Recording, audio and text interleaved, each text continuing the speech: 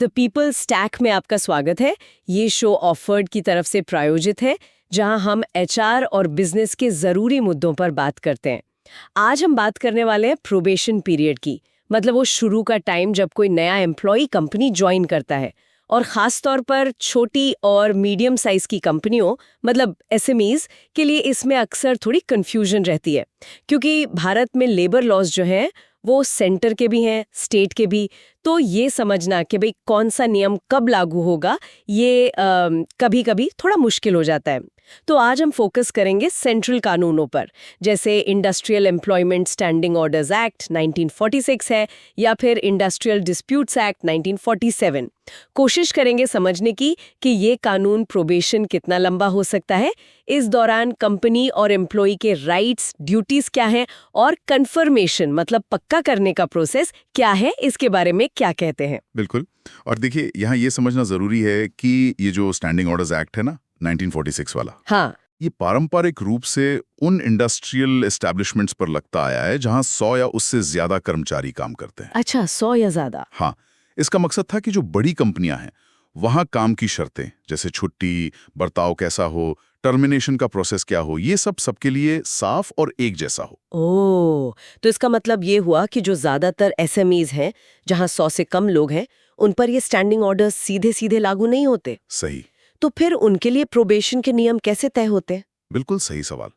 देखिए, उन छोटी कंपनियों के लिए प्रोबेशन की जो शर्तें होती हैं वो ज्यादातर या तो एम्प्लॉय को दिए गए अपॉइंटमेंट लेटर में लिखी होती हैं, या फिर कंपनी की अपनी एचआर पॉलिसीज होती हैं, उनमें डिफाइन की जाती हैं। लेकिन इसका ये मतलब बिल्कुल नहीं है कि वो किसी कानून के दायरे में नहीं आते। अच्छा। हाँ, जैसे इंडस्ट्रियल डिस्प्यूट्स एक्ट 1947 है। ये एक्ट गलत तरीके से नौकरी से निकालने, मतलब अनफेयर डिसमिसल के खिलाफ प्रोटेक्शन देता है। तो ये कानून उन पर भी लागू हो सकता है, खासकर उन कर्मचारियों पर जो वर्कमैन की कैटेगरी में आते हैं।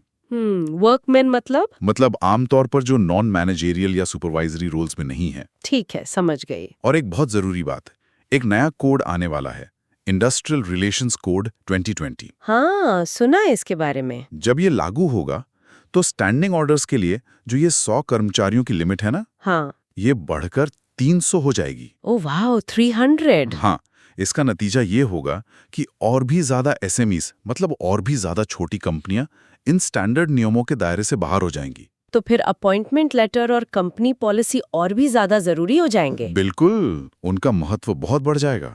कितना लंबा हो सकता है? क्या कोई फिक्स ड्यूरेशन है? देखिए, जो सेंट्रल मॉडल स्टैंडिंग ऑर्डर्स हैं उनमें तो पारंपरिक रूप से 3 महीने की बात की गई है। सिर्फ 3 महीने? हाँ, मॉडल ऑर्डर्स में। लेकिन जैसा हमने अभी डिस्कस किया, वो सब पर लागू नहीं होते। सही। तो प्रैक्टिकली क्या होता है कि कंपनियां अपने कॉन्ट्रैक्ट्स में, मतलब अपॉइंटमेंट लेटर्स में, अक्सर 6 महीने रखती हैं। हाँ, 6 महीने तो कॉमन है। बिल्कुल। और कभी-कभी कुछ रोल्स के लिए साल भर तक भी देखा जाता है। लेकिन दिलचस्प बात यह है कि ये जो नया आईआर कोड आ रहा है ना, हाँ। वो 6 महीने की प्रोबेशन अवधि का सुझाव देता है। और ये भी कहता है कि अगर जरूरत हो तो इसे परफॉर्मेंस के आधार पर ज्यादा से ज्यादा 3 महीने और बढ़ाया जा सकता है। अच्छा, मतलब कुल मिलाकर 9 महीने तक। हाँ, मैक्सिमम 9 महीने। लेकिन 6 महीने या उससे भी ज्यादा, क्या ये छोटे बिजनेसेस, एसएमईज के लिए थोड़ा ज्यादा लंबा नहीं लगता? वहां तो टीम छोटी होती है, शायद जल्दी पता चल जाता है कि कोई फिट हो रहा है या नहीं। ये एक वैलिड पॉइंट है।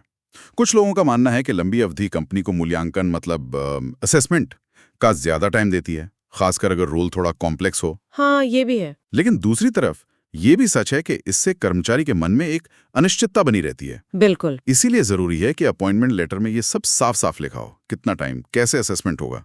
शायद नया आईआर कोड इसी बैलेंस को बनाने की कोशिश कर रहा है। ठीक है, अब आगे बढ़ते हैं। प्रोबेशन के दौरान अधिकार और कर्तव्य क्या हैं? मतलब कंपनी क्या कर सकती है और एम्प्लॉय के क्या राइट्स हैं? देखिए, कंपनी का मुख्य अधिकार तो यही है कि वो कर्मचारी के काम को, उसके बर्ताव को परखे, मूल्यांकन करे। और अगर लगता है कि परफॉर्मेंस ठीक नहीं है तो स्टैंडिंग ऑर्डर्स के हिसाब से प्रोबेशनर की सर्विस बिना लंबे नोटिस पीरियड के भी खत्म की जा सकती है। बिना नोटिस के भी? हाँ, मॉडल स्टैंडिंग ऑर्डर्स में ये प्रावधान है। हालांकि अपॉइंटमेंट लेटर में अगर कुछ और लिखा है तो वो माना जाएगा।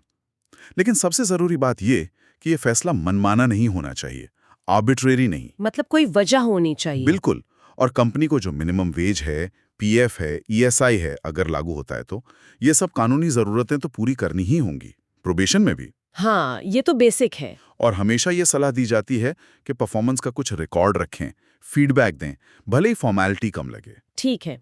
और कर्मचारी के क्या अधिकार हैं इस दौरान? कर्मचारी भी प्रोबेशन पर होते हुए सैलरी का हकदार है, PF, जैसे बेनिफिट्स का हकदार है अगर एप्लीकेबल है, और लेबर लॉस के तहत जो सामान्य सुरक्षा मिलती है उसका भी हकदार है।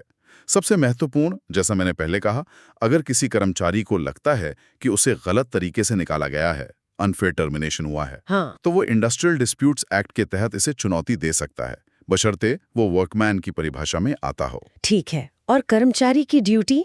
कर्मचारी का कर्तव्य है कि जो काम उसे सौंपा गया है वो उसे ठीक से करे, लगन से करे और कंपनी के जो नियम कायदे हैं उनका पालन करे। ये सब सुनने में ही इतना कुछ लग रहा है। एक SME ओनर है मान लीजिए, जिसके पास शायद कोई फुल टाइम HR पर्सन भी ना हो, वो ये सब कैसे मैनेज करे?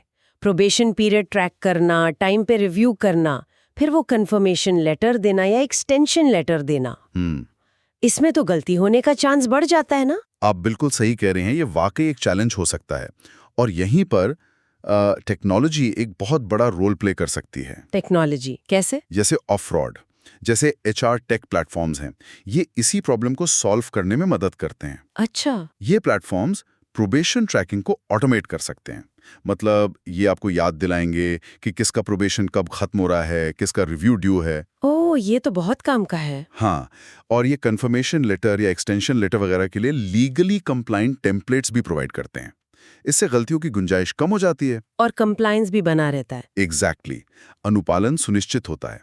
इससे SMEs का बहुत कीमती टाइम और रिसोर्स बचता है। तो मतलब कुल मिला के बात यह है कि भारत में SMEs के लिए प्रोबेशन एक जरूरी प्रोसेस तो है, लेकिन इसे हल्के में नहीं लिया जा सकता। नहीं, बिल्कुल नहीं। सेंट्रल कानून, खासकर वो जो नया IR कोड आने वाला है, और साथ में कंपनी की अपनी पॉलिसीज, ये सब मिलकर तय करते हैं कि ये कैसे चलेगा। बिल्कुल सही। सबसे जरूरी है कि प्रोबेशन की शर्तें अपॉइंटमेंट लेटर में एकदम साफ साफ लिखी हों, कोई कंफ्यूजन ना हो, मूल्यांकन की प्रक्रिया फेयर हो, निष्पक्ष हो, और जो भी फैसला हो, चाहे कंफर्मेशन का या एक्सटेंशन का या टर्मिनेशन का, वो टाइम पर लिया जाए और सही तरीके से कम्युनिकेट किया जाए। और जैसा आपने बताया, ऑफर्ड जैसे टूल्स इस पूरी प्रक्रिया को आसान और कंप्लायंट बनाने में काफी मदद कर सकते हैं। हाँ, निश्चित रूप से। तो आज की इस बातचीत को खत्म करते हुए मेरे मन में एक सवाल आ रहा है। जैसे जैसे कानून बदल रहे हैं, खासकर जब IR कोड 2020 लागू होगा और वो स्टैंडिंग ऑर्डर्स की लिमिट 300 हो जाएगी,